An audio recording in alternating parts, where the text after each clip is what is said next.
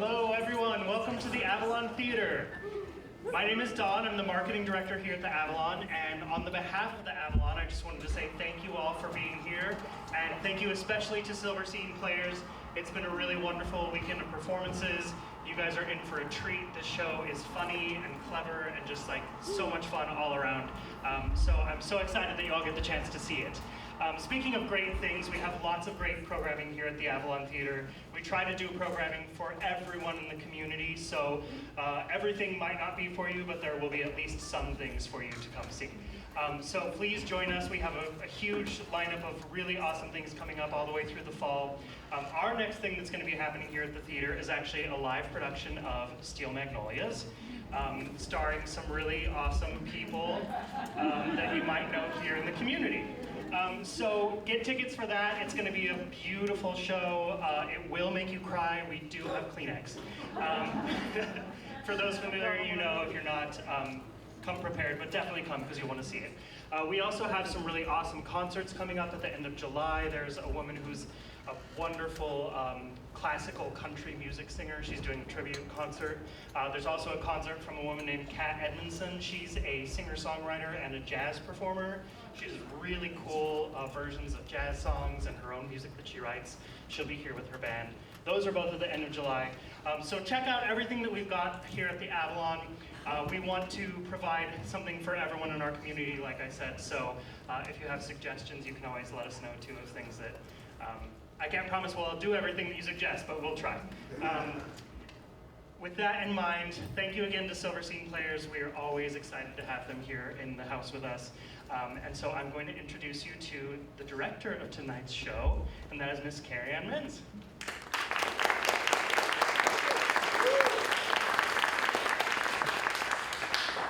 Again, thank you so much for coming this afternoon to our wonderful production of Baskerville, a Sherlock Holmes Mystery. This show has been a wild ride of quick changes, laughter, crying, just everything that you could imagine theater to be. This is it. So you've come to the right spot. Little known fact about Silver Scene players, if you don't know much about them, is all of our ticket sales do not stay with us. We donate all of our ticket sales to organizations around the community. And so the ticket sales from this weekend are all going right back to the Avalon Theatre so they can produce more and more art and wonderful productions for the community. So we thank the Avalon for hosting us, and we are so glad that you are here to see our final performance of Baskerville, a Sherlock Holmes Mystery. So as they say in the books, the game's afoot.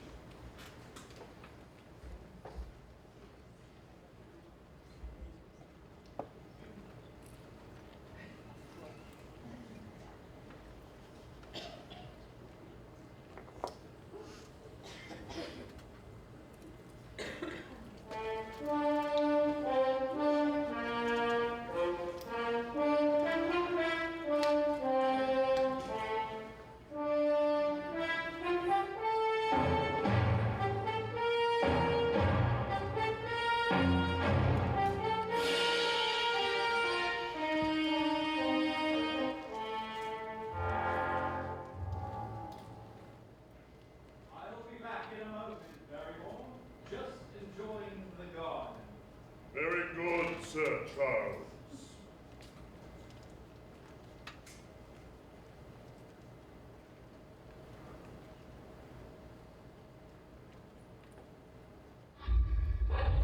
No, stay back. Stay where you are. Get away! Stay there! Stay away from me!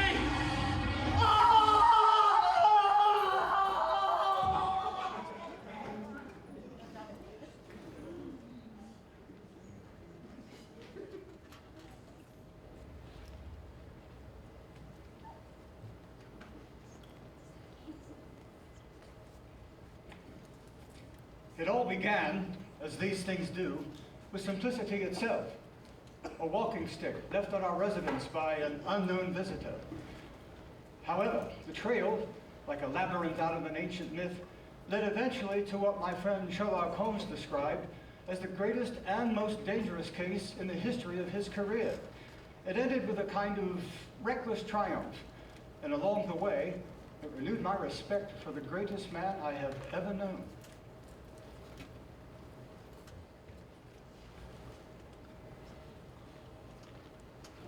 Dr. Watson, look at this cane.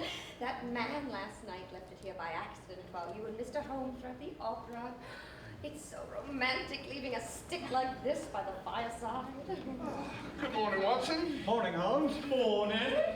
Have you seen the cane yet, Mr. Holmes? I wonder who left it. Well, that's not much of a problem now, is it? There's an inscription right here on the ferrule. To Dr. John Mortimer, from his friends at the CCH, 1894. What do you make of it, Watson? Well, applying your methods, Holmes, though I'm sure I can never equal them, I'd say that because the stick is scratched at the bottom, that the man likes to take long walks and he lives in the country. Therefore, CCH stands for Country Club Hunt. And because such a gift is generally given upon retirement, I'd say that the fellow is a successful elderly medical man who has lived in the country his entire life and is obviously well beloved by his friends. Excellent work, Watson. Well done. Am I correct then? No, you're completely wrong.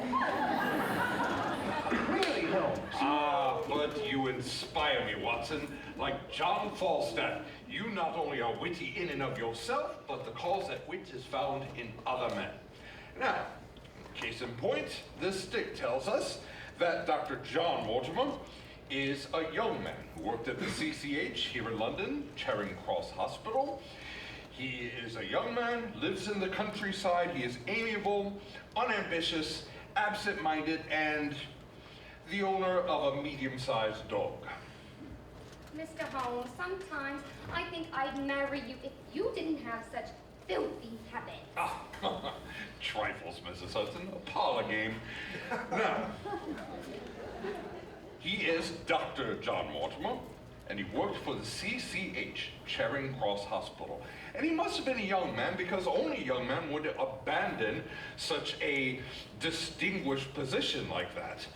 So, must have been a student there at the CCH, and since the date is under 5 years old, we must have a young man under 30. And the rest of it? Well, the scratches do indicate that he has been living in the country, as you said, but it is my experience that only amiable men receive presentations, only unambitious men leave London, and only absent-minded ones leave their walking stick in lieu of a visiting card. And what about the dog? Well, you'll see that since it's a heavy stick, the dog carried it in the center. You'll see by the tooth marks. And the width tells us that the dog's jaw was too wide for a terrier and too narrow for a mastiff. So it may have been, it was a wiry-haired spaniel. Holmes, please, how could you possibly know that? Because I'm looking out the window and the dog is out there on our front doorstep. And there's its owner. Mrs. Hudson, please, the door. Right away, sir.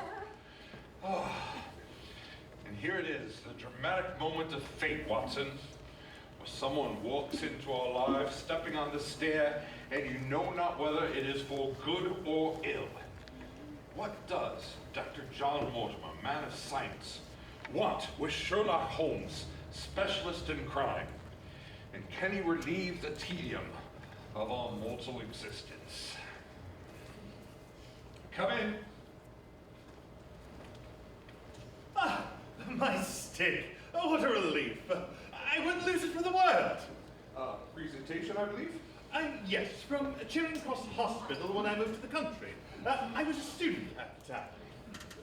I take time addressing Mr. Sherlock Holmes. Yes, and this is my friend, Dr. Watson. How do you do? Yes, and this is Mrs. Hudson. How do you do, sir? Tea, Mrs. Hudson? Yes, I'd love some.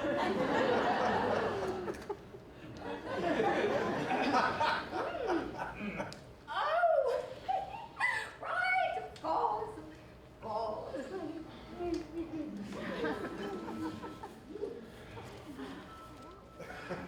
May I begin, sir? Please. I have here a manuscript. Mid-18th century, unless it's a forgery. 1742, to be exact. Handed down for over a century and committed to me for safekeeping by my friend Sir Charles of Baskerville. His sudden death 3 weeks ago created much excitement in Devonshire. It appears to be a statement of some sort. May I read it? Please, have a seat.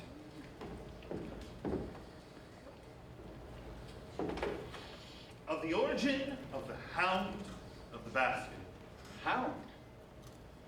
Know then that in the time of the Great Rebellion, the manor of Baskerville was held by one Hugo, of a most wild, profane, and godless nature.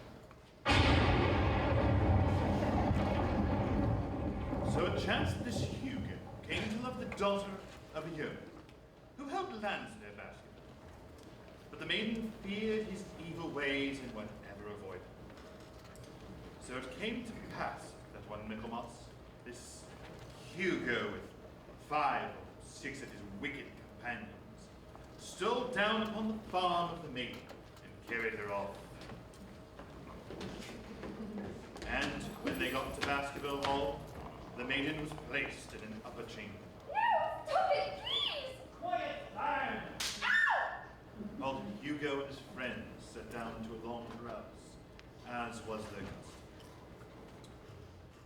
Now the poor lass upstairs was like to have her wits turned by singing, shouting. In the stress of fear, she did that which might have daunted the bravest of men. For by the aid of the ivy which covered the south wall, she came down from the eaves and began homeward across the moor. Now it chanced that some small time later, Sir Hugo found the cage empty and the bird escaped, whereupon rushing down the stairs, he sprang upon the table and cried, If I can but overtake that wench this very night, I shall render up my body to the powers of evil. Now, saddle me mare, unkennel me pack, and put the hounds upon her!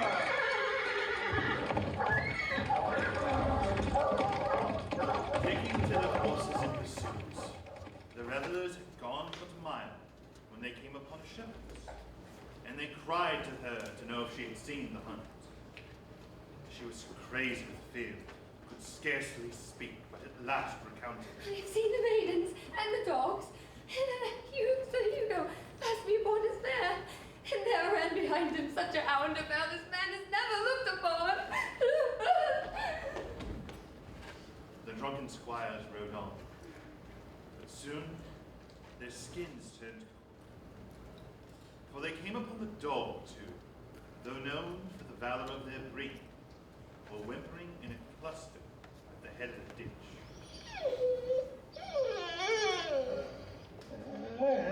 And there in the moonlight lay the unhappy maiden, for she had fallen dead of fear. But it was not the sight of her body, nor that of Sir Hugo lying nearby, which raised the hair upon their heads, but standing over him, plucking at his throat, was a foul thing, a great black beast, shaped like a hound, yet larger than any hound that ever mortal eye had rested upon.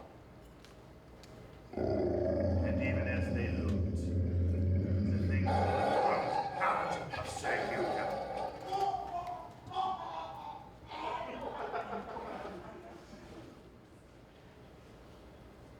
Continue. I am here because of the sudden death of my friend and patient, Sir Charles Baskerville, at the very same estate in Devon. The verdict at the inquest was death by natural causes. But I arrived before the police came. At the inquest, I was reluctant to reveal certain observations I had made at the time for fear of endorsing local superstitions. You'll find that I'm rather fond of observations, Doctor. Pray continue. The day had been wet, and the footprints of Sir Charles show him walking behind the house at the gate, where it seemed that he had waited. He then continued, but his footprints changed. He appears to have walked on tiptoe from that point on to the spot where he fell. I then examined the body, which had not been touched. Sir Charles lay face down, his arms stretched out, his fingers dug into the dirt. I turned him over. His face was convulsed with such strong emotion. I could have hardly sworn to his identity. There were no physical injuries of any kind, and while there was no disturbance near the body, there were marks several yards away. footprints? Footprints. Man or woman's? Mr. Holmes, they were the footprints of a gigantic hound. You saw this, Clearly. and you told no one. What was the use? How was it that no one else saw? The marks were 20 yards from the body. There are sheepdogs on the moor? This was no sheepdog. You say they were large. Enormous. Ah, I should have been there. You should have sent for me. I didn't think of it. Besides, What is it? You hesitate. there were incidents before the tragedy. Several people claimed to have seen a creature upon the moor which corresponds exactly with the Baskerville demon of legend. A creature from nightmares with blazing eyes and dripping jaw. Gentlemen, there is such a reign of terror in the district that no one will even cross the moor at night. How can we assist you? By advising me on what I should do was Sir Henry Baskerville, who arrives at Waterloo Station in exactly 1 hour. He is the heir? Yes, he is an American who lives in Texas.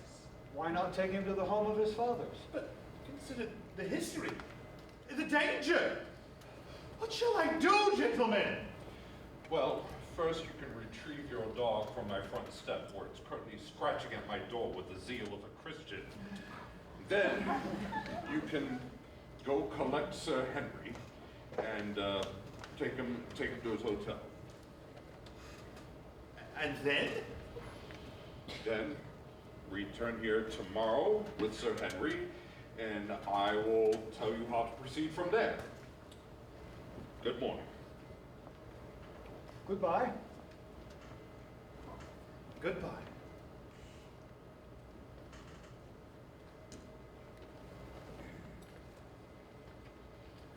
I like it, Watson.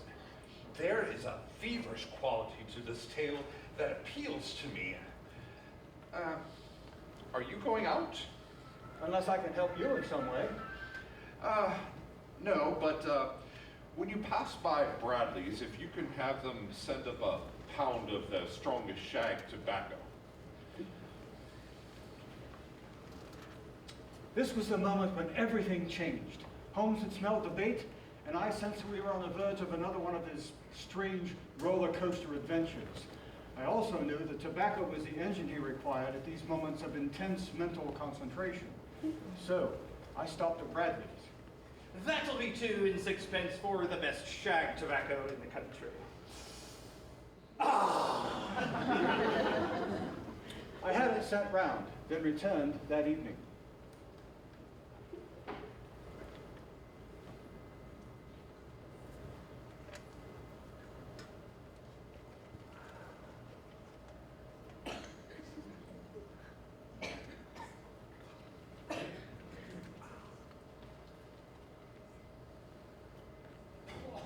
Holmes!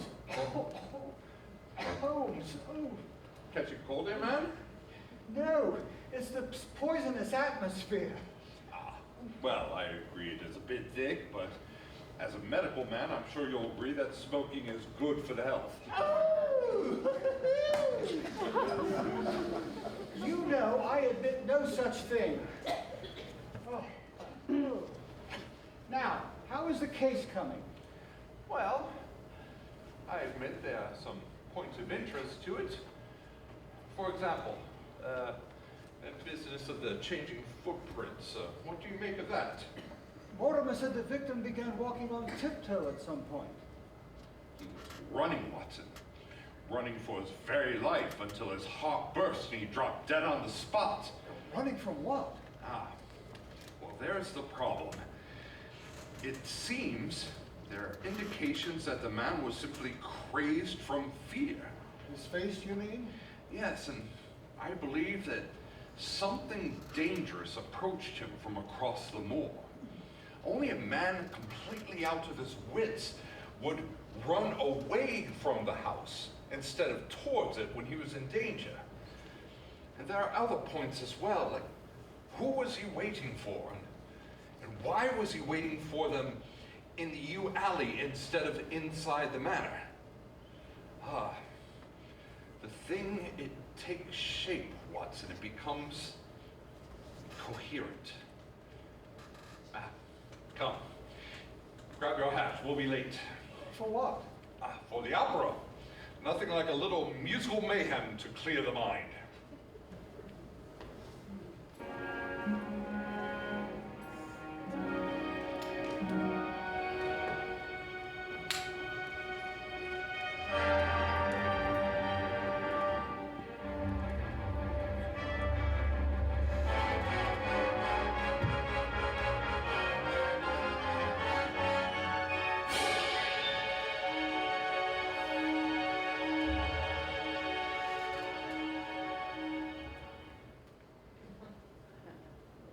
As always at the opera, Holmes sat there motionless, as though in a trance induced by the discordant harmonies that swirled around us. I have no doubt, however, that his brain was racing a mile a minute, sorting clues like a ciphering machine, while on the stage below us, a woman named Floria Tosca was taking her revenge on the evil Baron Scarpia, acting out the kind of ruthless murder that had become part of our everyday lives.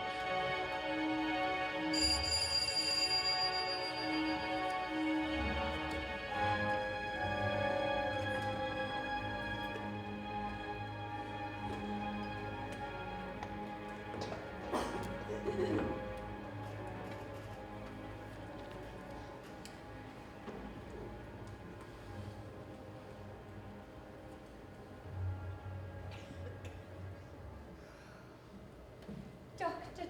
John Mortimer. Oh, Sir Henry Baskerville, Baronet. Entree, s'il vous plaît.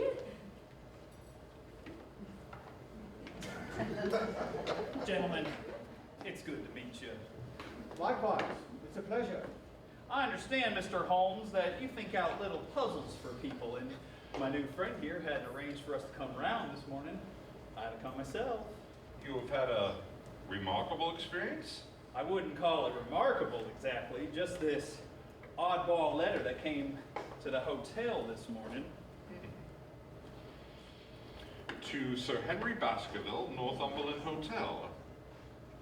Who knew you were at the Northumberland? No one could have possibly known. Except yourself. Well, yes, but we only decided to stay there after we met at the station. Good heavens. All the words have been cut out of a magazine or a newspaper. Except for the last one. As you value your life or your reason, keep away from the moor. I take it you've told Sir Henry about the Hound. Yes, I have. And it sounds like hogwash to me. A big old hound with blazing eyes who breathes fire. I have hounds back home that would probably eat them for breakfast and spit out the bones.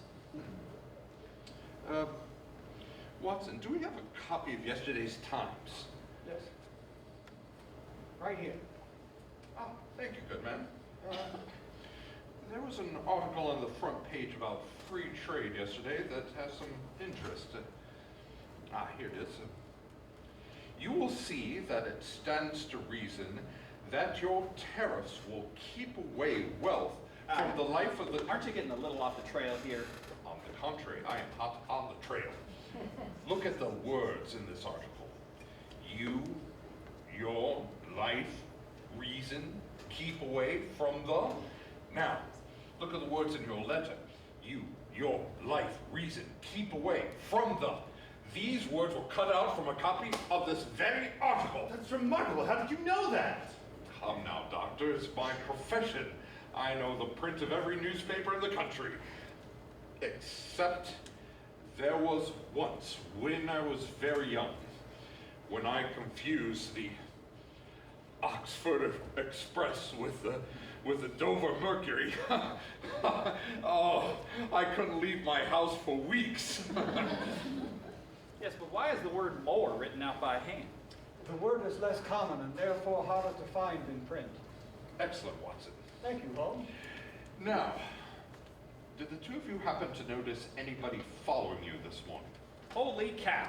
It's like I walked straight into a dime novel. I've seen no one. The point remains whether Sir Henry should go to Devonshire or not. No, it don't remain. That's my property, all 10,000 acres of it, and I'm not giving it up for no one. Then do as I say and do it quickly. The two of you walk back to your hotel at a brisk but not unreasonable pace. Watson and I will join you later on this afternoon for lunch at 1 o'clock. Now do it now, do it quickly. I confess, I don't quite understand why we Do not question me, go now! We shall see you later.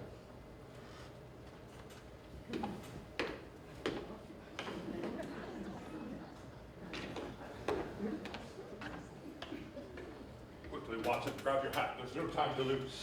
What's the matter? Shall I stop them? Not on your life. We'll follow them at about 50 yards pace. Quickly, into the street.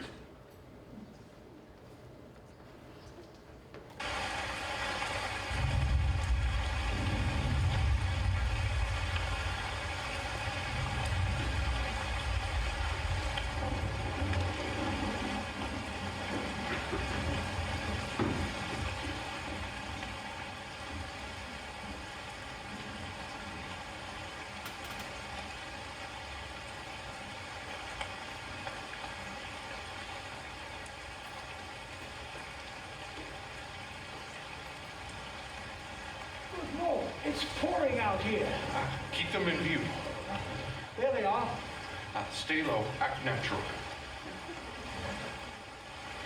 Look, Holmes, they're stopping at a window. Oh, quick, duck into this doorway.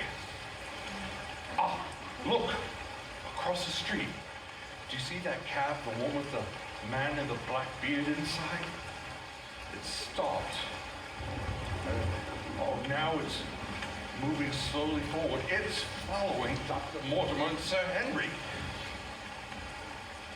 Oh, I say, he spotted us. Down. Sherlock Holmes! Too late.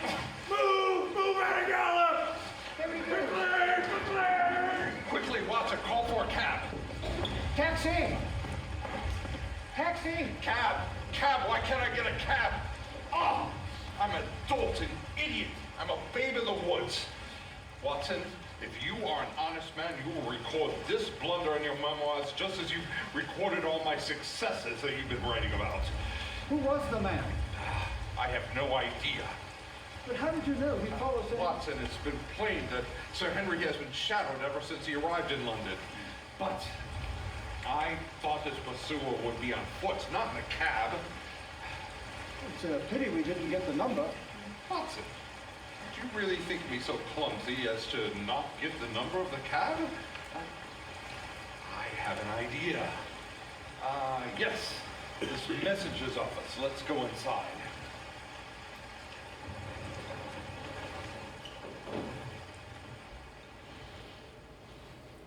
Mr. Holmes, what a pleasure it is to see you. So, Lucy, Mr. Holmes and Dr. Watson are here to see you.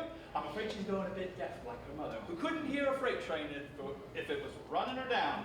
But Lucy! My scientist, Mr.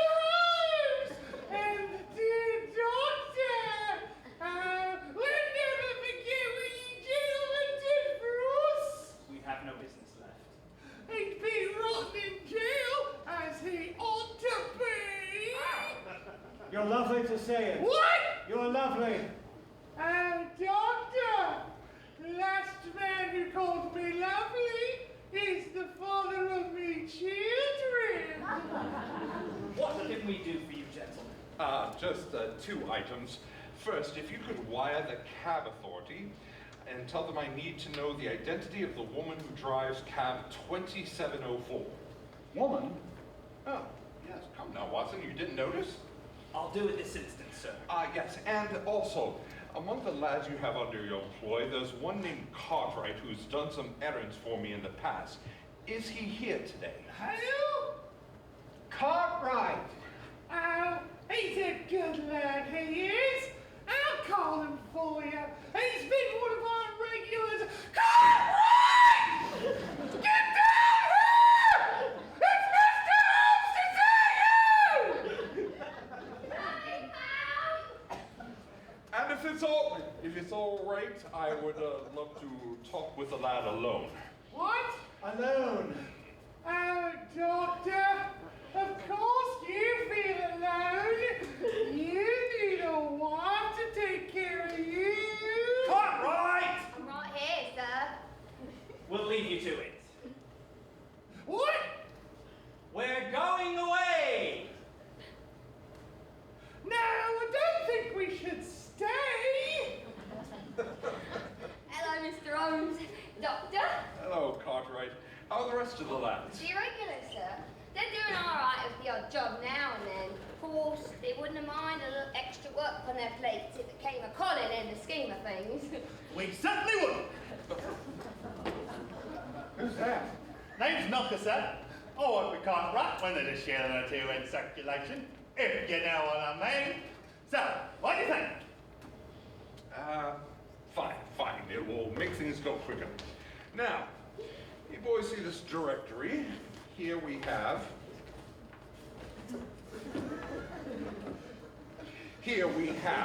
a list of the hotels in the Charing Cross neighborhood. I see 'em. Go ahead. Yes, there are 23 of them, and I would like you to visit each one of them in turn. Yes, sir. Now, each one you will visit the porter, and you will give him a shilling. Yes, sir. You will tell him that you would like to look at the day before's refuse. Tell them that you're looking for a lost telegram. Yes, sir. But what you are really looking for is a copy of this article from yesterday's Times with some words cut out. Yes, sir. You can both stop saying yes, sir. Yes, sir.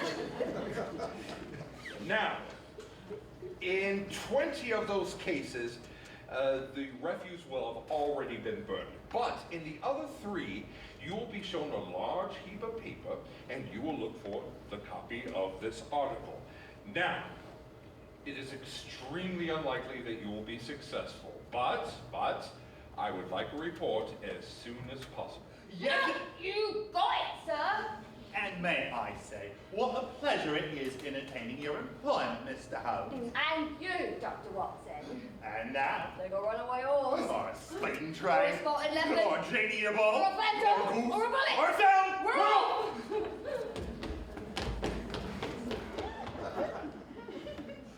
off! Well, Watson, we're due at the Northumberland. I know the desk clerk there. He's a Castilian.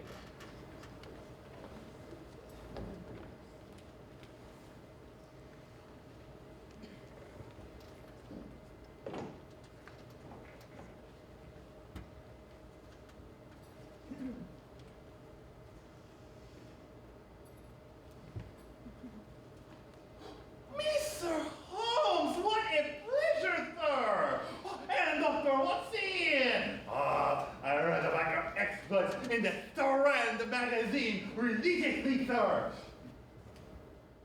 Sir Henry Baskerville is waiting for you upstairs, sir.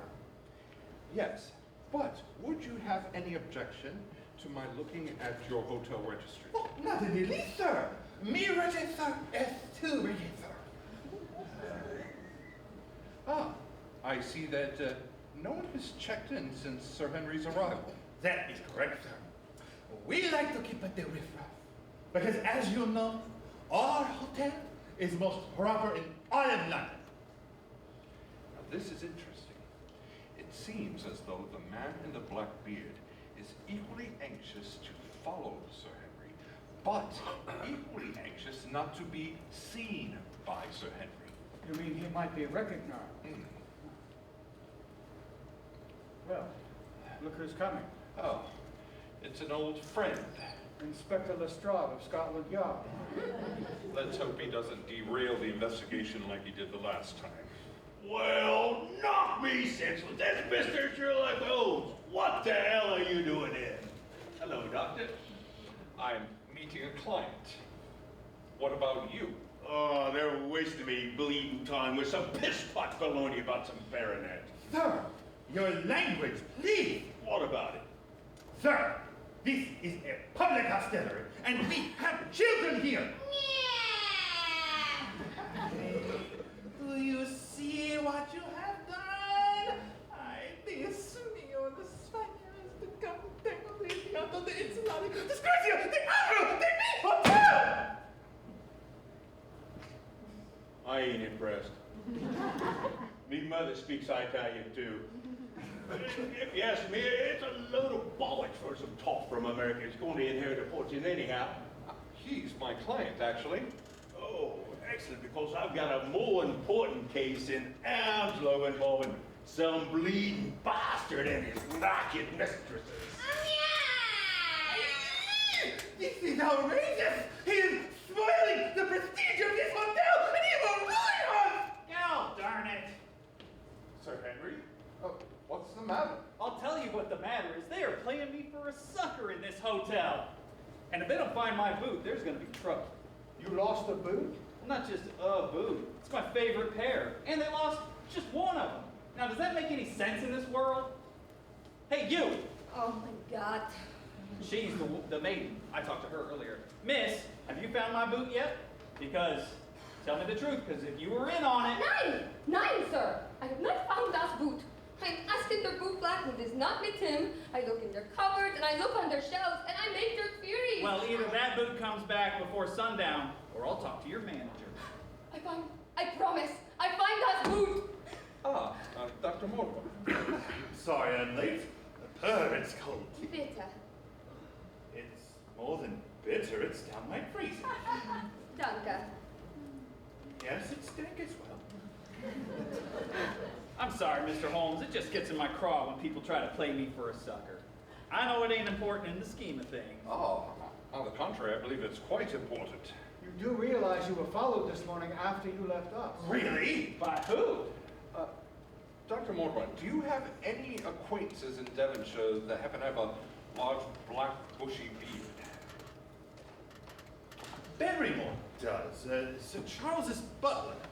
And did Barrymore profit from Sir Charles's will? He and his wife were left £500 each. Though, I hope a bequest doesn't make one a suspect. I received, well, £10,000. That's a lot of money. Yes, it is. Anybody else? He left a bit to a few charities, but then the residue went to Sir Henry. And how much was that? £740,000. Good God! Excuse me. Quite enough to provoke a murder, wouldn't you say? When Dr. Mortimer told me the amount of the legacy, I almost fell out of my chair. And if something were to happen to Sir Henry, who would stand to inherit? I've heard talk of a black sheep son of Sir Charles's brother Roger, but I believe he died 7 years ago in South America. And you're unmarried. That's right. No children. I sure hope not, but I can't be certain. Have you made a will? No.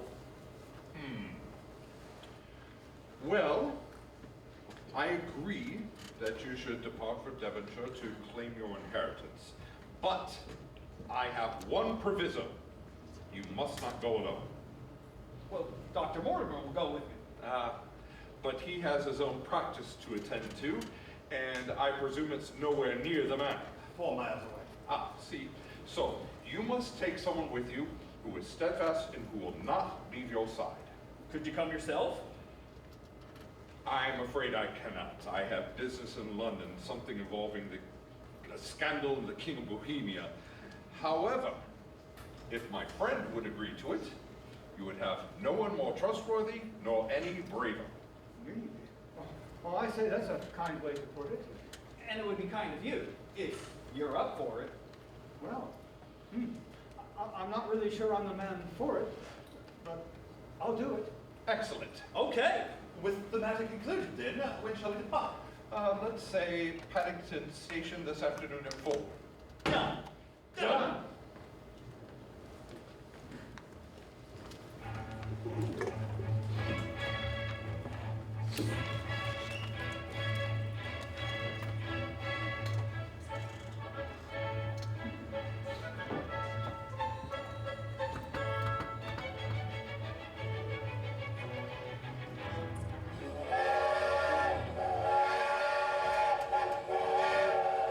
Now, Watson, you must write to me frequently and report the facts. You are to be my eyes and my ears, and I must know everything. Now, I've been doing a little research, and I found out that there was a prisoner that escaped from Paddington Prison that is not too far away from the manor, and he's said to be extremely violent. Also, you'll have some neighbors, a scientist named Stapleton and his sister. Also, the butler Barrymore and his wife, of whom I hear rather sinister rumors. Also, we cannot discount Dr. Mortimer, who seems honest enough, but we don't know anything about him. You should be more trusting, Holmes. I'd love to be more trusting, except he did inherit almost 10,000 pounds. Also, we need to add Sir Henry to our little gallery. Oh, I don't believe that. He's so American.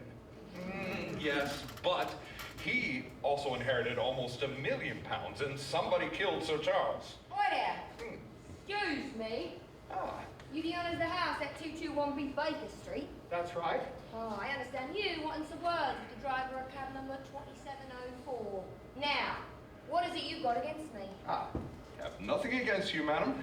In fact, there's half a sovereign in it for you if you answer a few questions. Well, I'm having a good day, aren't I? How can I help you? You can help us by telling us all about the man who watched my house this morning and then followed 2 men down Regent Street. What's the good of me telling you? You know just as much as I do already. The gentleman told me he was a detective and that I would keep the trap shut, as it were. My good woman, this is serious business, and you'll find yourself in a bad position if you try to hide anything. Just tell me where you picked the man up and all that occurred. Well, a gentleman hailed me at 9:30 this morning at Trafalgar Square and offered me 2 guineas if I would do as he wanted. First, we drove to Northumberland and waited there till 2 gents come out, and then we followed them till they stopped at your place. And then? And then they come out of there. We followed them again. Only this time my gentleman sees you and he throws up the trap and cries, "Oi, you! Drive as hard as you can to Waterloo Station!" And I got him there in 10 minutes, and away he went. And this detective of yours, did he give a name? Yes, he did. As he left the cab, he said, "It might interest you to know, young woman, that you have been driving Mr. Sherlock Holmes." What? What? Oh, thank you very much, young woman. Thank you. You have been a great help. Yeah, thank you, sir. What a cunning rascal. What a foe, Watson. He recognized me on Regent Street, knew I would find the driver of the cab, and then sent back this audacious message. Finally, Watson, we have a foe worth our steel. The man is bold, if nothing else. He's a creature of tangles, weaving a web whose intricacies we can barely see. I'm suddenly uneasy about sending you on this errand. You have a revolver, I presume? Yes, I thought it well to take it with me. Good. Keep it on you night and day and never relax your precautions for a moment. Ah, Dr. Mortimer, Sir Henry, right on top. Well, if this ain't an adventure, I don't know what is. Did you find your boot? He did not. Suppose it's gone forever. How intriguing. Now, Sir Henry, you ought to follow my instructions and follow them to the letter. Instructions? Yes. You ought to avoid the moor at night at all costs. It is a landscape that will seduce you with its morbid beauty. Also, you must never leave the house without Watson at your side. Well, I'll try, but I don't like being pent up. Oh! Shall we proceed, Sir Henry? Gentlemen, good luck. Watson, Holmes.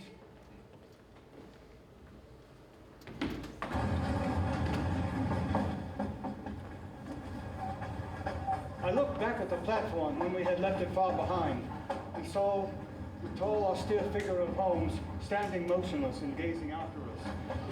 I felt alone, yet I was on my mettle to do my best for Holmes and Sir Henry, knowing full well and without regret that there was danger ahead. Grab! Penn Station! All out for gripping! Well, that was quick. Sir, you there on the track, could you take us to Baskerville Hall for a shilling? Baskerville Hall? You sure you want to go there, young fella? Well, yes, I am. All right then. If it don't kill you, it'll make you stronger. I think that's how Nietzsche put it. Now, ain't it? Oh. Come on. Don't dawdle. Get it. We proceeded to the walls of Devonshire. A landscape of such desolation and despair that we may as well have been visiting another darker planet, where the limbs, the trunk, the very heart of nature was filled with malevolence. My heart grieved for the world around me. And then I saw it in its dark, forbidding glory. Baskerville Hall.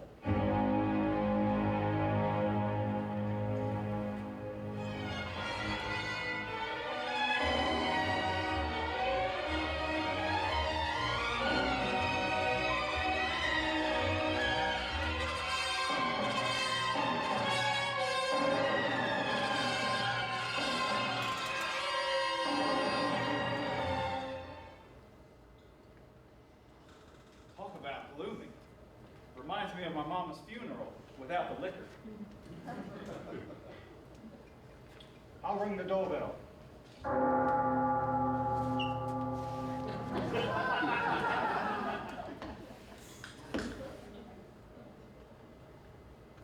Good afternoon, sir.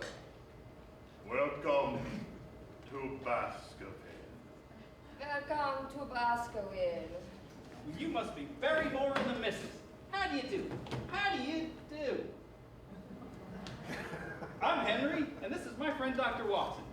He'll be staying with you for a while, if that's all right with you. Of course it is, sir. It is your house. I suppose it is. I hadn't thought of that. Would you wish the victuals to be served at once, sir? The victuals? Yeah, the victuals. The victuals, sir. Your dinner. Oh, right. The victuals. There is hot water in your room if you wish to freshen first. Yeah, I think we'll freshen. And may I say, my wife and I will be happy to stay on until you've made arrangements for the new staff. You're leaving? Then it is convenient, sir. Well, your family's been here for generations. I'd hate to begin my life here by breaking the connection. We were very attached to Sir Charles, sir, and his untimely death has made these surroundings painful for us. May we show you to your rooms, gentlemen?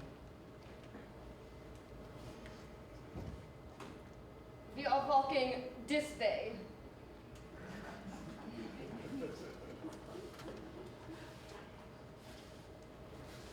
The portraits are beautiful. This one is of Sir Hugo Baskerville, the one who stole the maiden in the 1700s. They say his neck was chewed off by the evil Hound. This is not a good way to die.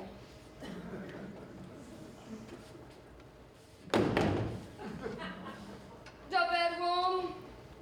Aha, it's lovely. The view. Pardon?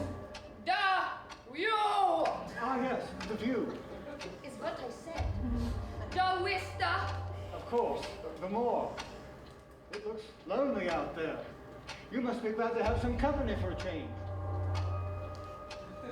Not so much.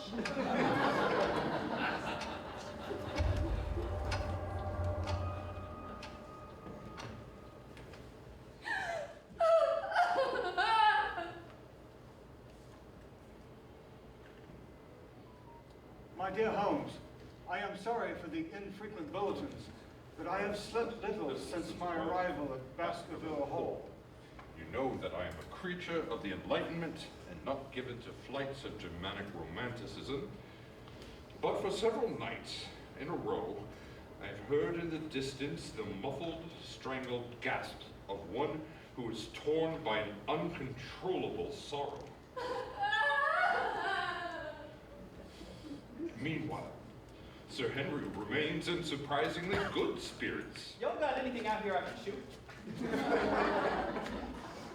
And we intend to explore the neighborhood tomorrow morning.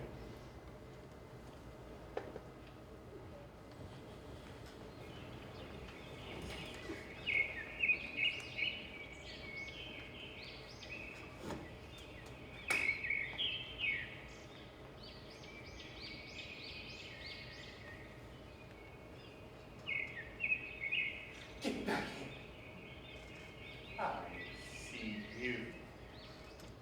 Flutter. Flutter. Hip. Ho. Hip.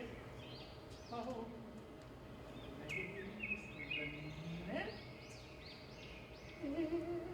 Yeah! Trap! I missed him! I missed him! Yeah! Dr. Watson! Dr. Watson, ho! Excuse my presumption, sir, but Mortimer told me you arrived last week.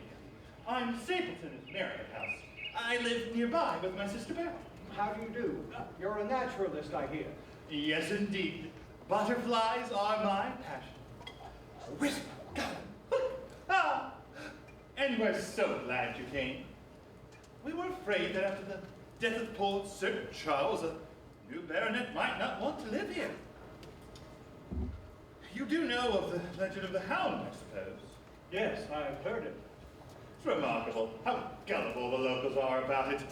Some of them swear that they've actually seen the creature. I have no doubt that the story is what led to Sir Charles's death. How do you mean?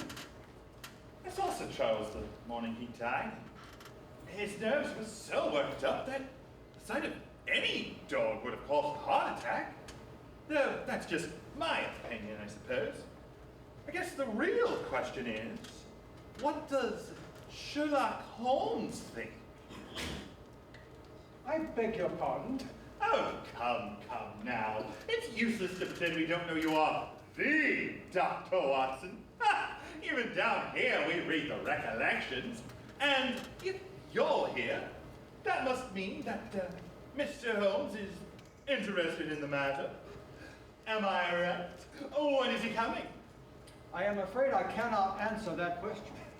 Of course you can't. But if I could be of any assistance, please, just let me know. It's a wonderful place, the mall. You can never know the secrets it contains. So vast, so barren. Do you see those bright green spots all scattered about? Yes, they seem more fertile than the rest of it. Fertile? That's the great Grippenmeyer. Grimpen Mire. One false step means death, with man or beast. Just the other day, I saw one of them old ponies wander into it.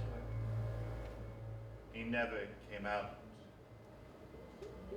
Saw his head craning up out of the bog hole, bite some time. Then his withering neck shot up on it, and it sucked him down at last. But why do you ever go near the Grimpen Mire? Because that is where the specimens are. And that's what I do for wait. There it is. The blue cyclopedias. Do you mind if I... Get back here, you devil! Be careful! You're headed for the mire! For God's sake, man! Go back. Go straight back to London instantly. Why should I go back? I can't explain, but for God's sake, do what I ask you. But I've only just come. Oh, can't you tell when a warning is for your own good? Start tonight. Get away from this place at all costs. You... Shh. Jack is coming. Not a word of what I just... Would you mind fetching me that orchid amongst the motels yonder? And just look at that rabbit. Isn't he adorable?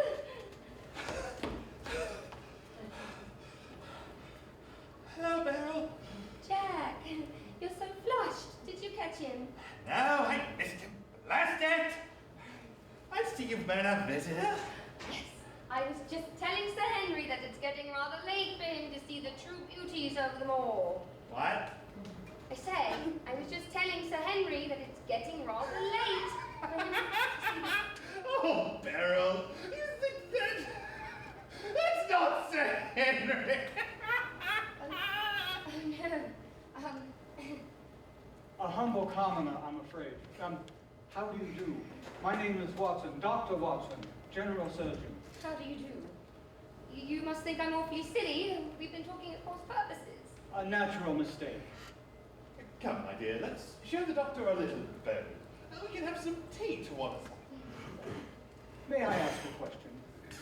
Why do you live in this part of the world? It's so lonely, almost primeval. We had a school in the North Country for a time. But alas, the fates were against us. An epidemic broke out and 3 of the boys died. There were no accusations, of course, but the school never quite recovered, and much of my capital was swallowed up. With what was left, we bought America House, and now we're quite fond of the rain. There he is again. I won't belong this time! Doctor, I'm sorry to have mistaken you for Sir Henry. Oh, not at all. But why are you so eager to get him away from here? Oh, I know about the curse, that's all. Please be frank with me, Miss Stapleton. Ever since I've been here, I've been conscious of shadows everywhere. This world of yours is all mud and darkness, with no trail to follow and patches of danger to suck you in. But that's what life is, Doctor. There is nothing else. There is no escape. Hello, Dr. Watson, you know, I get mighty tired of just sitting there doing paperwork while you're out here having a good... Hi. I mean, how do you do? I'm Henry. My name is... Oh, my Lord, you have beautiful eyes. I'm sorry, I shouldn't have said that. Oh, no, of course you should. I mean, it's quite all right. I'm Miss Stapleton. Beryl. I live here on your mouth. Your mall. The mall. Because it's so beautiful. I'm being silly again. Again? When were you ever silly? Just a minute ago. Oh, I was telling Dr. Watson that you should leave here, but I was telling him to leave because I thought he was you, but he isn't you, is No, he? she isn't. She was very upset. She insisted. No, you make too much of it, Doctor. My brother and I were shocked by the death of Sir Charles, so when his heir came to live here, I became distressed. You were distressed for me? Was. I am. You must go away, for your own sake. Why stay in a place that has been fatal to your family, a place of danger? Because it is a place of danger. I mean, that's what makes life interesting. Besides, maybe now it's a place for something else? Or am I mistaken? No, no, I think you were not mistaken. Oh, and yet it is foolish. You should go back while you have the chance. The danger here is very real, and it's not something to be laughed off due to momentary... There it is. That's the hound. It never stops. It howls and it cries and it brings nothing but death. It's not a myth. It can hurt people and kill them and make them suffer. Come back. Please, listen to me. Save yourself. I beg of you. You'll be killed.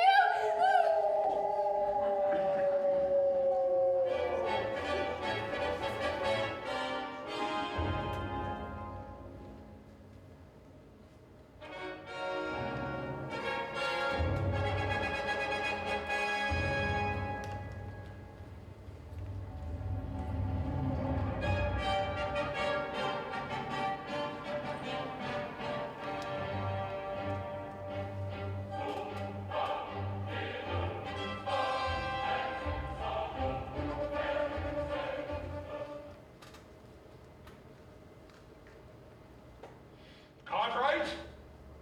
Milka? We're on our way up, sir. We're right here. Do you have the letter? Yes, we do, sir. Well, what are you waiting for? Christmas? Get up here. Here I am, sir. I'm right here. What took you so long? You have no idea. No matter. Now, what happened with the article from the Times with the words cut out? Did you find it? No, sir, no luck. But we did have fun looking through all that trash. As I suspected. All right, well, why don't you read the letter from Watson and damn my experiments and damn explosions and damn the day I ever needed my eyes in the first place. You get them bandages off tomorrow, don't you? That, or I'll strangle the doctor who put them on me. Now, read.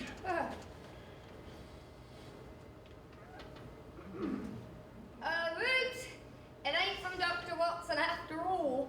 It's from one of your many, many beautiful girlfriends. In fact, I think it's the tall blonde with the silky hair and the big green eyes. Is this your idea of humor, Cartwright?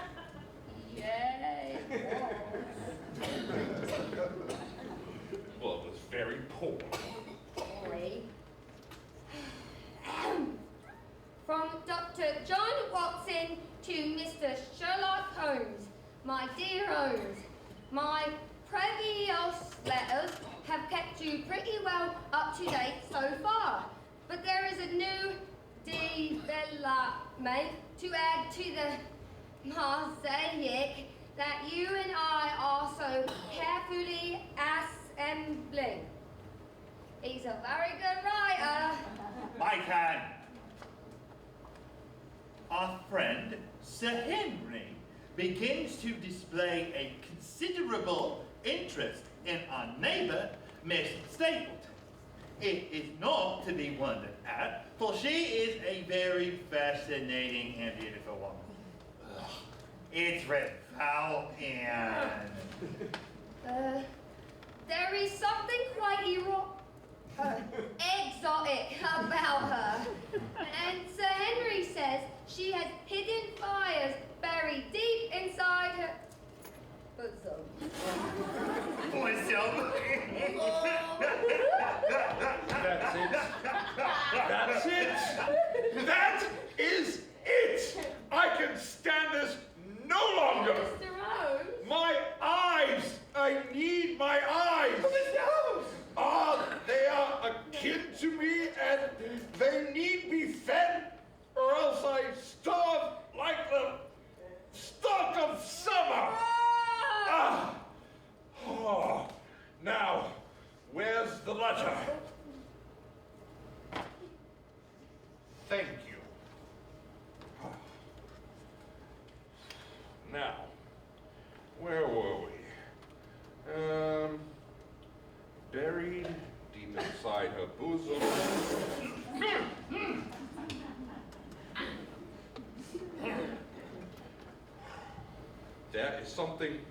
There is more important news, however.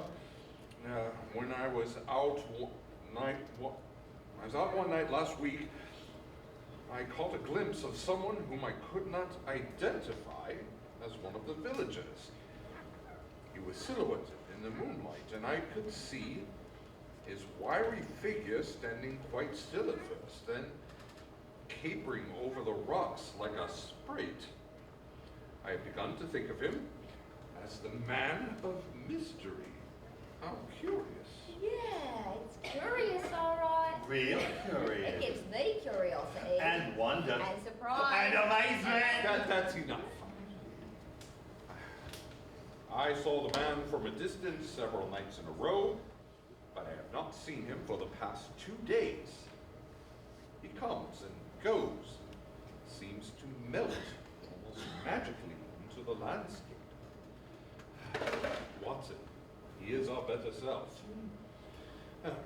And now let me tell you about the Barrymores. The Barrymores.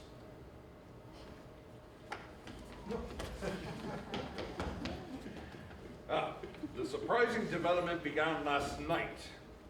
As you know, I am a very sound sleeper, but at 2 in the morning, I was aroused by a stealthy step passing by my room. I got out of bed and saw a shadow in the hall, a man going by, or so I thought.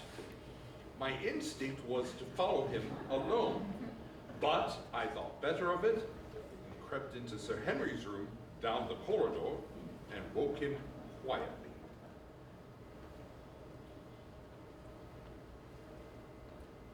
Sir Henry, wake up. What is it? Shh, shh. Oh, holy cow, I thought I was being murdered in my bed like my Uncle Willie. Something strange is occurring. Follow me. You got it.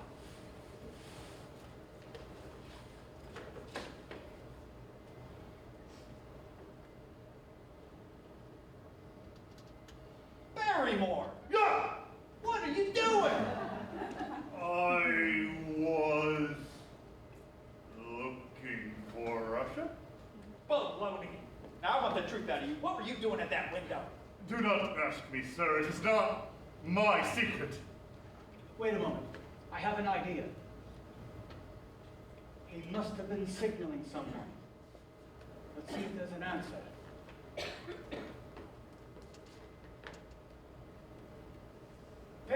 There it is. An answering light out on the moor.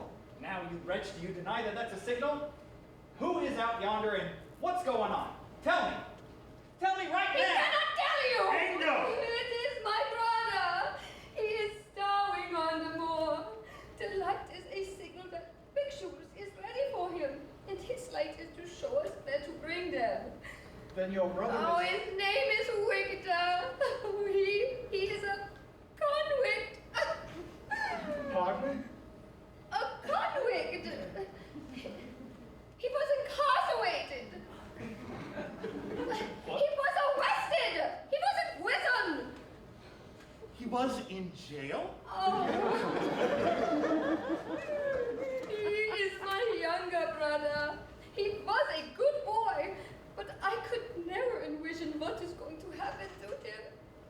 As he grew older, he met wicked convict companions and went from victim to victim like a vicious dog, and he broke our hearts. He is starving out there in this boat, and I bring him provisions and clothing. Oh, Sir Henry, when you threw out your old clothing last week, I gave them to Victor. I am very sorry. No, that's all right. And Barrymore, I can't fault you for standing by your wife. We'll talk about it in the morning. Very good, sir. Very good, sir.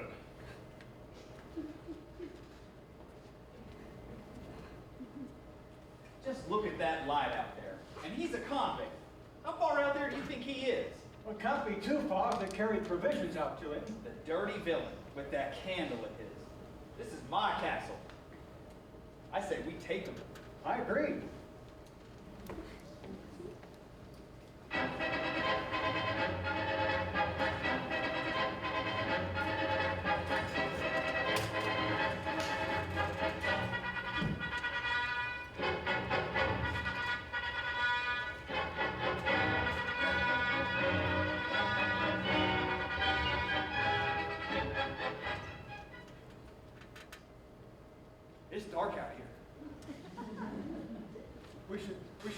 him rapidly. I'm sure he'll be desperate. I wonder what Holmes would have to say about this. Good God. You think there's any truth to them stories? No, I don't believe it. I have lived my life believing the world is rational. It has to be. That's Sam. My hands are freezing. Shall we turn back? No, I won't do it. We're after a convict, and I'm not going to let some old hound dog stop us. Wait, look. There's a candle stuck in a rock. We must be close. Victor! No!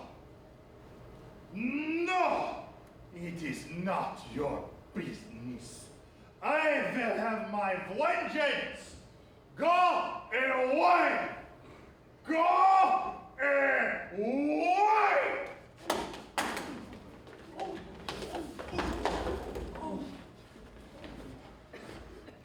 Watson!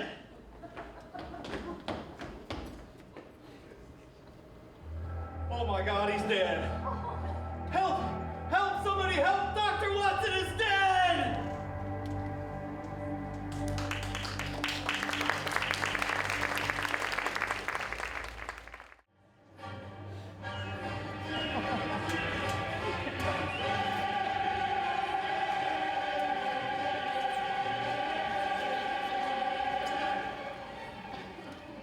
No! No! It is not your business!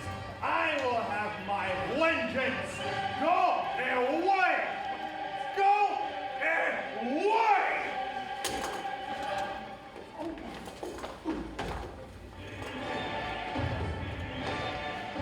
Watson!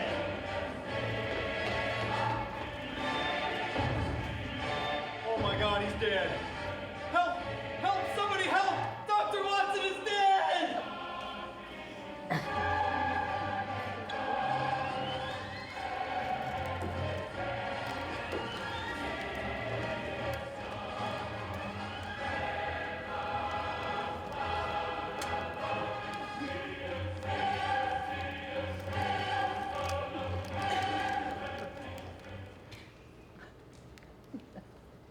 I was not dead. I was, however, deeply humiliated. Sir Henry carried me back to the manor where I was attended by a doctor named Hamish McCann and a nurse, a Miss Malloy. What Miss said is your doctor, this could have been much worse. Your skull appears to be abnormally thick. That's what Holmes says. Rest up for a few days and you'll be good as new. Oh, your pardon, kind sir. I was trying to adjust this wicket bandage. Well, if you in the future, would you be so kind as... Oh, hello. You did that beautifully. Thank you, sir. It's quite a wound, and it'll take some healing. Shall I sit with you while you rest, sir? Yes, that would be lovely. I'd like that. There now. You just close them eyes. I'm right here.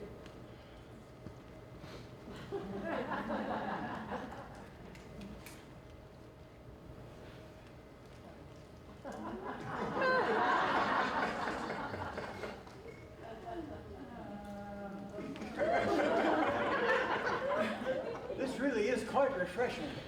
I'm really not surprised. How are you? Just checking up on you, old man. I'm fine. You are not fine. As I understand it, you were almost killed by that brute on the moor. I should take you off this case. It's getting too dangerous. Never. I intend to see it to the end. There are layers here, Watson. Layers upon layers, and none of them add up. On the one hand, you have this Victor fellow who's obviously violent, but comes in out of the blue. Surprise! And yet, he is connected to the Baskervilles through his sister. And I suppose there may have been a liaison between Mrs. Barrymore and Sir Charles that Victor is out to exploit or revenge. Mrs. Barrymore? I doubt it. She's like something out of Frankenstein. You would be surprised. And then there's Barrymore the husband, who sounds peculiar, but is otherwise harmless as far as I can see, unless there was an affair between Mrs. Barrymore and Sir Charles that he might have tried to kill Sir Charles out of revenge. But that shouldn't threaten Sir Henry, unless this Barrymore is a maniac, which is not impossible. Oh, then you have Stapleton, who is obviously mad as a hatter.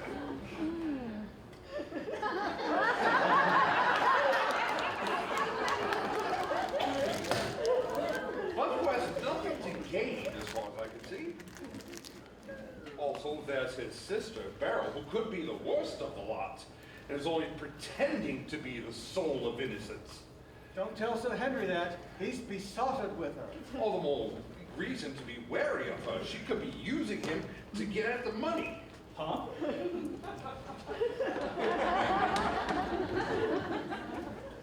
Has anything else turned up? What about this Hound? Any sign of? None. But you know that man of mystery I wrote you about? I saw him up close the other night. You did? Yes. I was taking a final look around the grounds before going to bed, and there he was, standing at the rocks in the back. He comes and goes at will, like a phantom. Is he anything like this Victor? No, different type entirely. This fellow seems older and slightly out of his head from the way he mutters and gibbers and shambles along. When you see him, I'm sure you'll learn a great deal more. Well, I'm afraid I won't. Why not? Because I'm leaving. What? Again? You can't! I'm sorry. But Holmes... I simply can't remain. There's the press of work, the Bohemia business. But you just arrived. I'm sorry. Have you seen Sir Henry at least? No. No, and I don't want to. It'll only make a fuss. Besides, I just want to make sure that you were dead or something. Well, I'm not. Well, apparently. Now, I need you to remain and keep me informed, and you simply must stay and keep a closer eye on Sir Henry. Right. Hey, Doctor? There he is. He's all yours. Now, Holmes, just wait a moment. Hey, Doctor! I'm coming. Holmes! Hey, Doctor, I'm going to go out by myself for a spell. To tell you the truth, I'm going to meet Beryl. Oh, no, you're not. Oh, yes, I am. Stop, Sir Henry. Stop. You know what Holmes said. You may not go out onto the moors unaccompanied, and that is final. Listen, I got two answers for you. First of all, we've been through a lot together, so you have got to stop calling me Sir Henry. It's Henry, all right? And I'll call you Johnny. John. Okay, John Boy or Bubba? John Boy. You got it. Now, second of all, Mr. Holmes in all his wisdom couldn't foresee certain romantic developments which have transpired since I arrived. And I'm sure you ain't a spoiled sport, right? So, take a nap, and I'll see you later. No, stop. Would you please? Don't move! Stop. You have been tempting me like a French can dancer over a week. Now, prepare to meet your maker.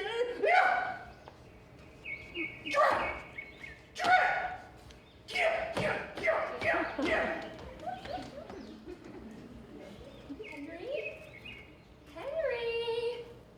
Beryl! Oh, Henry! I missed you so much. You know, it's only been a day, and you look so beautiful. Oh, you spoil me terribly. Good, because I mean to. Now listen, I've been doing a lot of thinking. Oh, that's excellent. I hear that thinking is very good for the brain. You're making fun of me, Just a little. You are from Texas.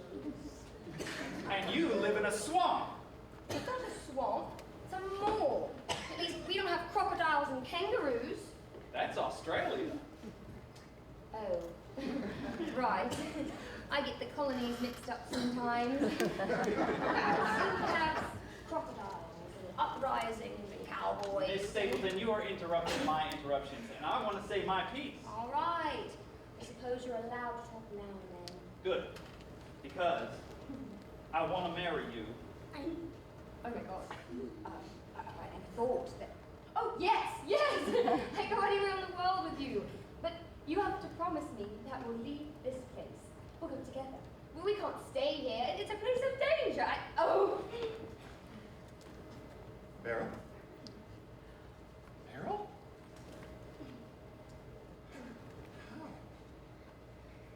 How dare you?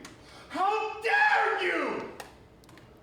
Sir, what do you think you are doing? That is my sister! Do you think you could just walk into Baskerville Hall and take her away because you're a baronet? Jack! For God's sake! Let me assure you, sir, that my intentions are honorable. Oh, In fact, I've just asked your sister to marry me. no! Mary! Beryl, get over here right now. Now listen, you have no right to speak to her now. Speak to her? Are you? Beryl! You hound dog, you leave her alone! Henry, it's all right. Just leave it. It's hopeless. Come with me, Beryl.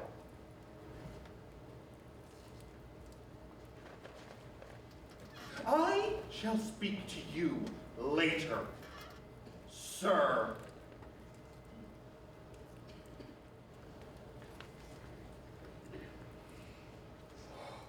Holy cow!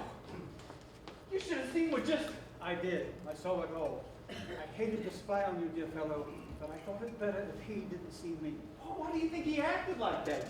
You think he's crazy? Oh, I suppose it's possible. Well, I think he needs a straitjacket.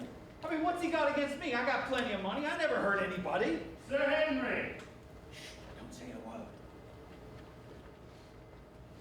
Sir Henry, I've come to apologize. I suppose I overreacted. You suppose that, do you? You must understand, my sister is everything to me. It's been just the two of us since we were children. And I had no idea that you two had fallen in love. I am very sorry, and I do apologize. Well, that's very kind of you. Perhaps you could dine with us this Friday, so I can make amends. But I must ask you one thing even now, and that is to please let matters rest until then, so I can get used to the idea. At which point, I will withdraw any opposition to the match without hesitation. I promise. Well, I suppose a few days ain't too bad. See you Friday. Goodbye. Bye, Henry.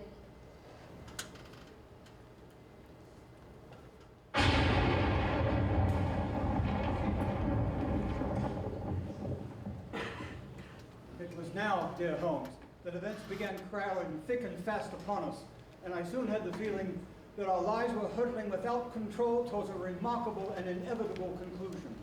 The fuse was lit by Mrs. Barrymore.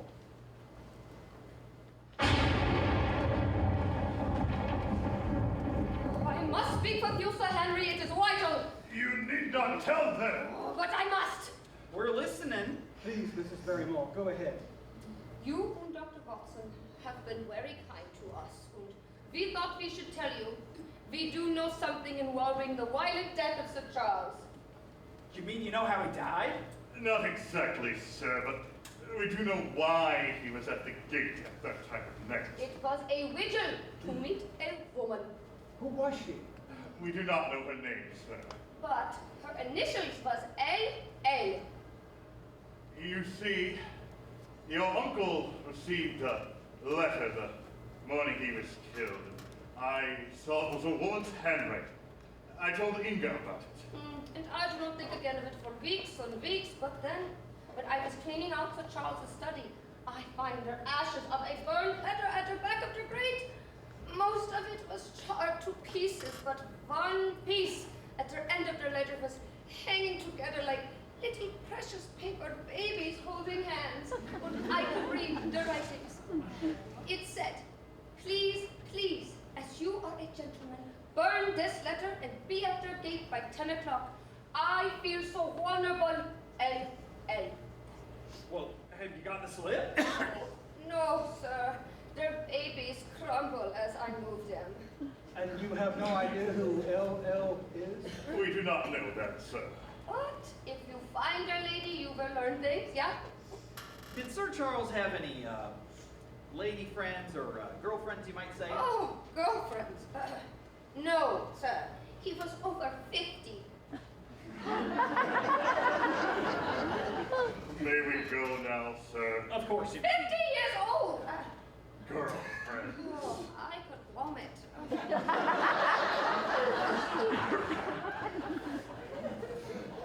LL. Does that strike a bell with you?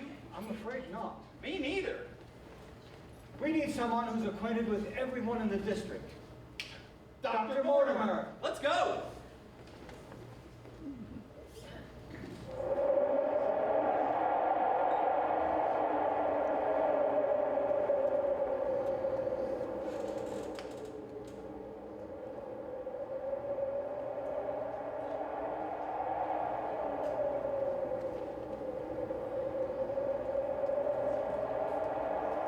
I think he lives around here someplace.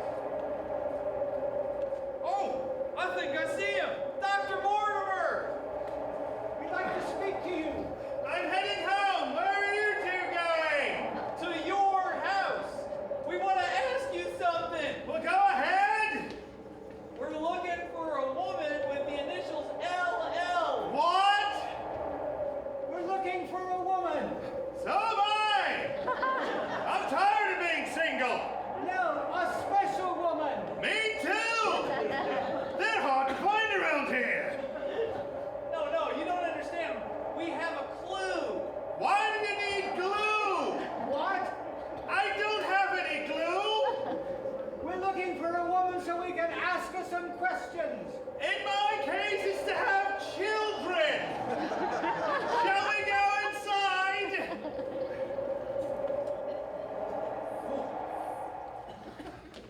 How's the case coming along? Well, at the moment, we're looking for a woman in the district with the initials LL. There's only one as far as I know, and her name is Laura Lyons. She owns a typing establishment on Front Street. She married against her family's wishes, and the man deserted her. Now she desperately needs money for a divorce. Well, how terribly sad. Wait a moment. There he is again. Who? I've spotted a man out there on the rocks, watching everything in the village. The man of mystery. Where does he live, you reckon? I don't reckon. I know. I've spotted him at the Black Tor. It's that rocky area with the big hill above it. I believe he's living in one of those stone huts. Dr. Mortimer, you have patients waiting. I cannot hold him much longer. I'm sorry, gentlemen. I've got to run. Oh, he's on his way, so hold your guns together. Black Tor. He's out there, and I don't like it. I'd like to confront him. I'd like to do more than that. What are we waiting for? Let's go. Whoa. It didn't look that high up from Dr. Mortimer's window. I can see the hut down there at the bottom. Watch your steps now, young fellas. It can get pretty slippery up here on a night like this. Don't worry about us, old feller. I've been on hills like this in Texas, and I never had no trouble stepping on some ground. Whoa! Whoa! Are you all right? Fine. Look, there's the hut. The roof is still open. Oh, look, there's nobody inside. Let's go in. Oh, Well, there ain't no doubt about it. Somebody lives here. Look, blankets, canned peaches. what's this? Looks like a diary of some kind.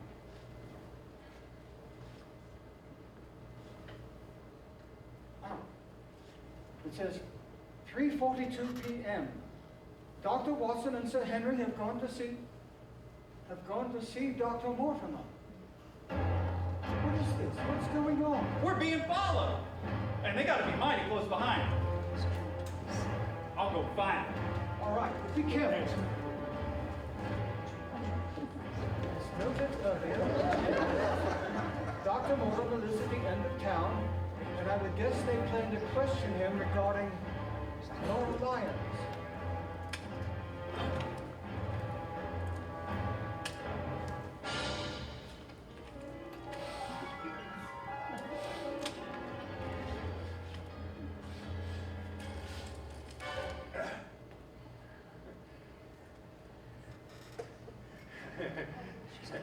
Come out of there, young man, or there's gonna be trouble. Stay where you are. I have you covered. Oh, now we're both covered. Oh, so what'll it be? Death for one of us? Or shall we sell this over a nice cup of tea, my dear Watson? Holmes? Oh, was it so long? I'm afraid so, dear man. I'm glad you wore your usual pungent shaving cream, or else I never would have known it was you inside the hut. Oh, how good to see you. Yes. Oh, I didn't expect you to find me so soon. Dr. Mortimer spotted you scrambling on the rocks. So you've been to see him on the trail of this Mrs. Laura Lyons, I presume. Yes, but what are you doing here? I thought you were in Baker Street working on that blackmailing case. That's what I wanted you to think. I thought that if the two of us worked the case independently, that maybe we could make some faster progress. For instance, I'm on the trail of this Mrs. Lyons. Well, I think I've done it. Mortimer says she lives down on Front Street. Oh. Well, excellent. Good work, Watson. You're getting better than I am at this detecting business. Perhaps I should take up doctoring. Oh, I say. So, you're going to see this Mrs. Lyons? Exactly. Good, we'll go together. You are aware that a certain intimacy exists between Mrs. Lyons and our man Stapleton? No, I'm not. Oh. They meet. They write. In fact, I think we can use it to detach him from his wife so that we can question her. His wife? Stapleton's wife? I didn't know he had one. Yes, the woman Beryl, the one posing as his sister. She is, in fact, his wife. I believe he forces her into it. What? That's shocking. You mean then... He is our enemy, Stapleton. No other calculus makes sense. But how do you know she is his wife? Because he forgot himself. I was doing a little sleuthing in the Times archives, and I found out that there was a school up in the north that came to the same atrocious circumstances that he described. The owner of the school disappeared with his wife. Now, I am shortly expecting a photograph in the mail that will confirm his identity. Oh my God, what is it? Hush, hush. Where is it, Watson? There, I think. The Hound. It's the Hound. Come quickly, Holmes.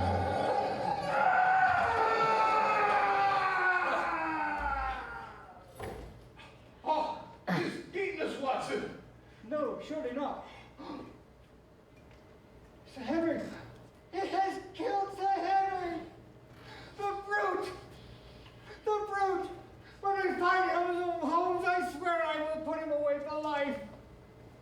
Stapleton. Stapleton. How dare he touch one of my clients? How dare he challenge me at my own game? How dare he? I would see him drawn and quartered in a public marketplace. Holy cow. What happened here? It looks like my cousin Daryl on a Friday night. Whoa, what's going on here? Oh, how good it is to see you. Oh, Mr. Holmes. Could it be? Oh.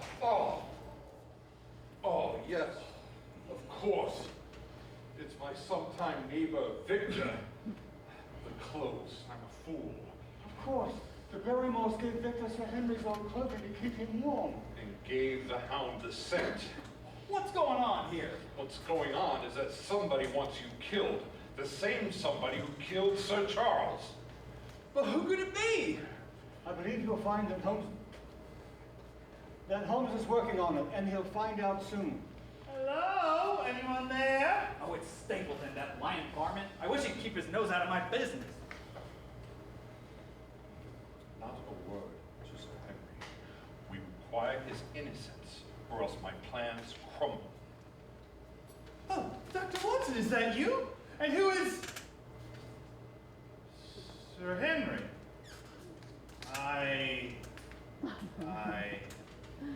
What a pleasure it is to see you again, sir. Likewise. I didn't expect to see you on Moore's like this. And oh, is that a body? Victor, the prisoner who escaped from Paddington Prison. Oh, dear me! And you must be Mr. Holmes. We've been expecting you. How do you do? Oh, your exploits precede you, sir. So, have you solved the mystery of Sir Charles's death? I'm afraid I haven't. In fact, I must leave for London. I return in the morning. Well, hold it a second. You just got here. Alas, Watson and I must depart in defeat. Watson too? Well, then I lose a friend. I'm sure I'll be down again quite soon, and I trust you will visit us in London. Jack! Jack! You know I don't like being left out here alone on the... Henry! What a wonderful surprise! What are you doing here? Well, I was out with my friends. You know Dr. Watson, of course. And this is Sherlock Holmes. How do you do? Mr. Holmes, what a pleasure. We've been expecting you for so long, and I'm so grateful, so pleased that you've come at last, and this could change everything. Why? Are you in some sort of distress, ma'am? Why do you say that, Mr. Holmes? Well, usually only those in distress are pleased to see me.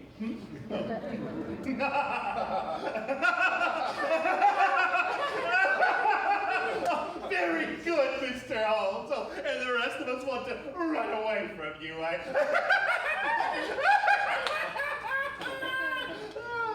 Shall we still be seeing you for dinner, Sir Henry? Of course. Till then? I'll have the Barrymores pack up your things. Thank you. The nerve of that man. Fluttering about like one of those butterflies, evading capture, then fluttering away. Let's hope we can stop him before his next kill. Quickly, Watson. We have a train to meet.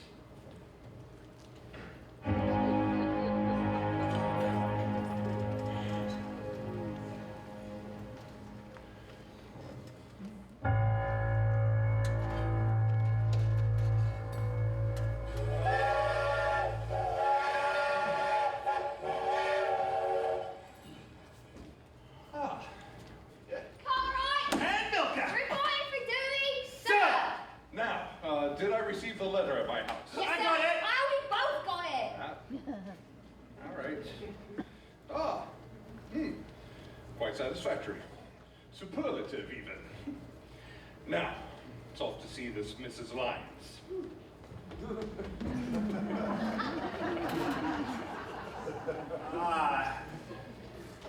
We'll be in touch. Tell me, Holmes, why not arrest this braggart at once? We know he's guilty. Proof. Proof. That's the cunning of it. We have none. There is Sir Charles's body. Drop dead without a mark upon it. And what's more, there's no motive. What reason would he have to do it? What do you propose? I have great hopes for this Mrs. Lyons. Let us retire to her typing establishment. Yes, it was I who took the letter to Sir Charles. It was I who begged him to help me. And it was I who asked him to meet me at the gate. But I never went to the meeting, I swear. You're lying. I am not. Of course you are. Now, we regard this case as one of murder, and every evidence implicates your friend, Mr. Stapleton, and his wife as well. His wife? His wife? No, he's not a married man. I'm afraid he is. Prove it. Prove it to me. I have here a photograph of the couple taken 4 years ago in York. It is endorsed Mr. and Mrs. Vandeleur, but I'm sure you'll recognize your friend Stapleton and his wife. I believe he pretends she's his sister, Beryl. He lied to me. He offered me marriage if I could get a divorce from my husband. He kept me from going to the gate to meet Sir Charles. The blackguard, the villain, the evil man, how could he? Ugh. Madam, you have had a most fortunate escape. You had him under your power and he knew it. Now, for your own safety, I recommend that you stay in this room until tomorrow morning. Good afternoon. Take care of yourself. Oh. Now, Watson, it's time to go back to Baskerville Manor. It's time to set the trap and to spring it. Now, Sir Henry, I need you to do what I say and do it blindly. I need you to call a cab and go to your dinner tonight with the Stapletons at Merripit House. After you're there, send the cab home and tell them that you are going to walk back home. Across the moor? Exactly. Well, that's what you keep telling me not to do. This time you may do it safely. Well, if that's what you tell me. Good. Now, call that cab or you'll be late for dinner. If you say so. But I don't like it.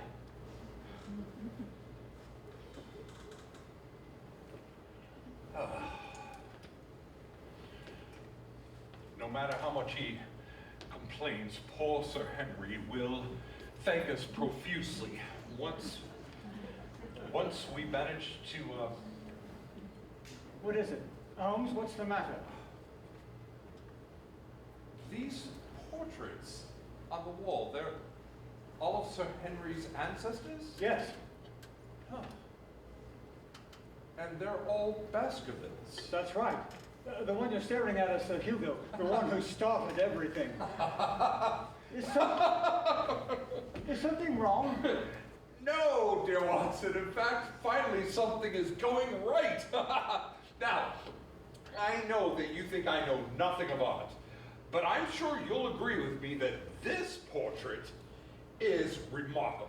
I'm not sure I'd say remarkable, but it certainly is lifelike. Oh, I believe it is remarkable. Now, take a step back and see if you recognize it without this hat. And, without this heavy cloak. And, without this bushy beard. Now do you recognize it? Good Lord, he looks like Stapleton. Exactly. Same beady little eyes, same weak, flabby chin, same awful teeth. Good heavens! Good heavens! Gracious heavens! Praise heavens! Stapleton is a Baskerville! He must be the black sheep's son! Of the brother who died in South America! Exactly! Oh. At last we have a motive. If Stapleton kills Sir Henry, he stands to inherit everything. I should have noticed this when we were back at the Northumberland Hotel with the Castilian desk clerk. To me, it was a mystery from the very beginning. The missing book, the mysterious letter, Mr. Sherlock Holmes! That's enough. That's enough. Thank you. Thank you. Just thank you. Remind me to change hotels. But how does Stapleton do it, Holmes? The creature is real, at least it seems to be real. I'm on to him, and pretty soon he'll be like one of his own butterflies, but captured it on net. Let's go to the train station and meet Lestrade.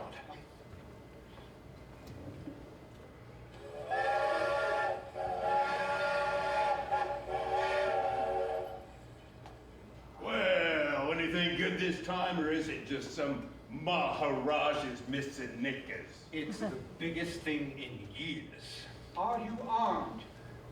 Does a duck piss in a pond? Thank you for the vivid metaphor. Now, did you bring the warrant I asked you? Does a bear go to the woods and take a big ol' hair? Now, I need someone to make an arrest of the singular most criminal mind I have ever come across. Oh, what are we waiting for? Let's go get the buckets. I'm in the right. All right, Watson, Lestrade, to the moors, quickly.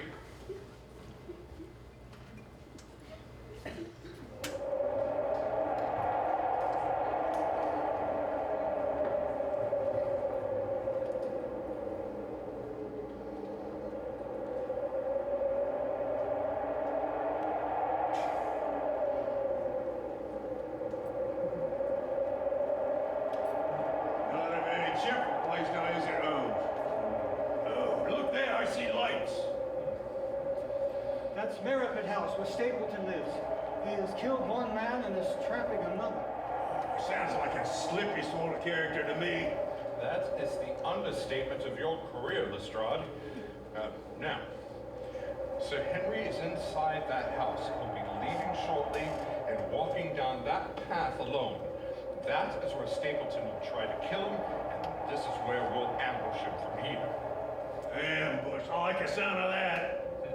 Now, Watson, you've been inside the house. Those lattice windows in the corner, what are those? That's the dining room, I think. All right. Go and creep forward and look inside, but be careful, stay quiet. If Stapleton catches wind of what we're doing, it's all over. Go, go. Bet they're having a dinner in there, the lucky buggers. Shh, be quiet. I'll be right back, just checking the furnace.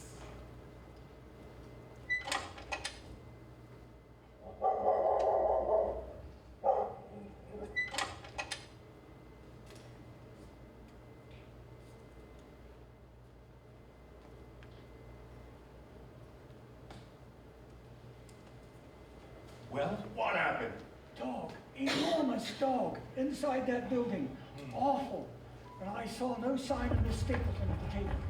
Oh, Lord love a duck. Look at that. What? And the fog. Look at the fog. It's like peas soup. No, no. This will ruin everything. Leave it to me. I'll get to higher ground. I'll live if I see anything. Good idea. Go, go. I move like a cat. Damn this fog. And damn Sir Henry for taking his time leaving. Our success in his very life depends on him leaving before the fog obscures everything. Look, one of the lights went out. Oh. Come on. Come on. The fog's getting worse. Wait. I can't see anything. Wait. I hear something.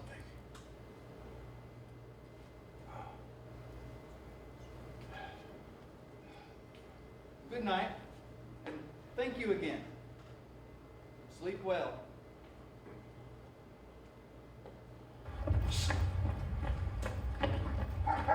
Look out! Here it comes!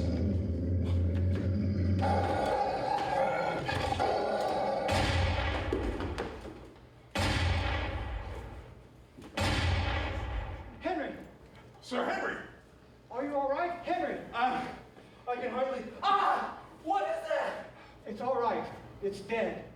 That is one big dog. Oh, and painted with phosphorus to reflect the light. Oh, this poor beast has been starved nearly to death. Who would do such a thing? Was it Stapleton? Yes, and we've got to catch him. You stay here. Watson, into the house, quickly.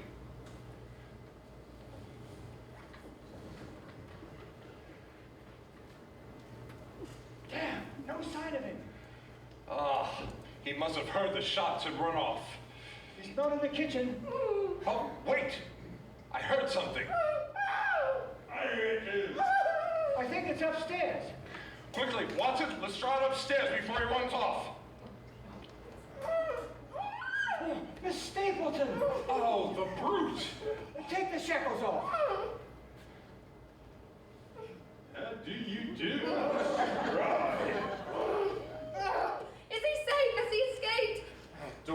has an escape. We won't let him. No, not Jack. I mean Henry. Is he safe? Has he escaped the hounds? He has. Oh, thank God. Oh, see how he's treated me. But this is nothing. It's my mind and soul that he's tortured and defiled. But I can endure it all. All the solitude and ill-usage once I met Henry. If only he'll forgive me. Forgive you? I would forgive you anything. Oh, my darling. What about that Stapleton bugger? Where'd he go? That's what I want to know, because I am going to tar him and feather him. No, I can tell you. There's only one place he could have fled. There's an old tin mine on an island in the heart of the Mire. It was there that he trained his hateful hound, and there also created a place of refuge if he was ever found out. Could he find it in the dark like this? Yes. At least he could. But I... Tell us. This morning, knowing what it is planned, I moved all the markers that he uses to find his way in. I put them in circles, round and round, and down the hill to the deepest part of the mire, behind the green...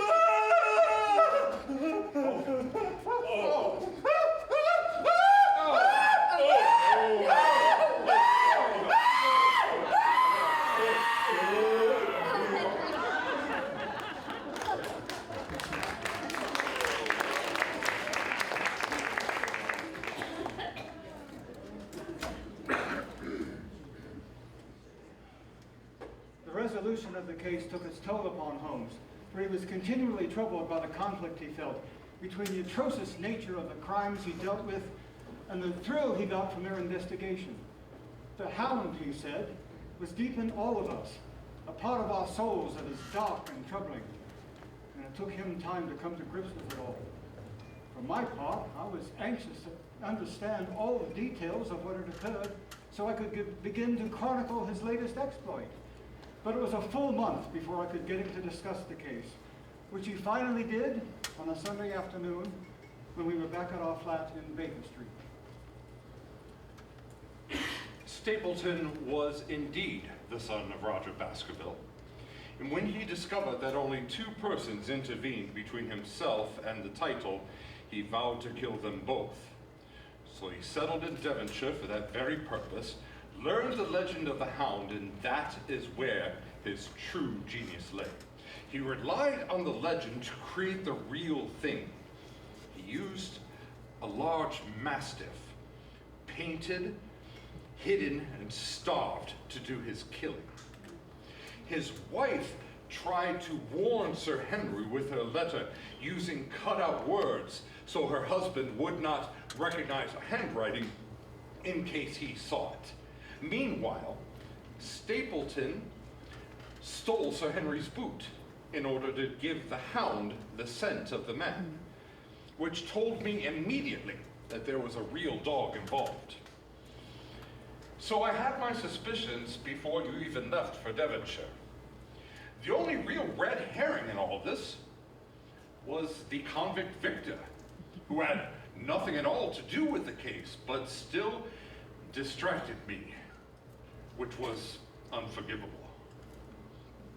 As if in answer to Holmes' self-reproach, the doorbell rang at that very instant, and Henry and Miss Stapleton arrived to inform us that they were getting married as soon as the law allowed, and asking me to be their best man. Oh, wonderful. This calls for a celebration. Let's go to the opera. My box is free, and the show is Falstaff.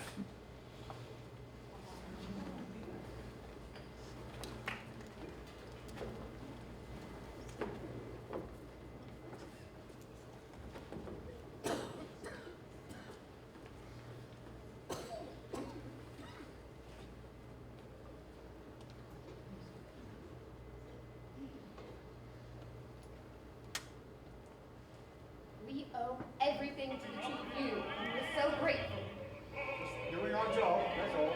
It was an honor to be of some small help, and a relief, if however briefly, to have something worth fighting for, to have something to momentarily relieve the everyday humdrum routine of a mortal existence. Plot against Queen! Dynamite! Ugh.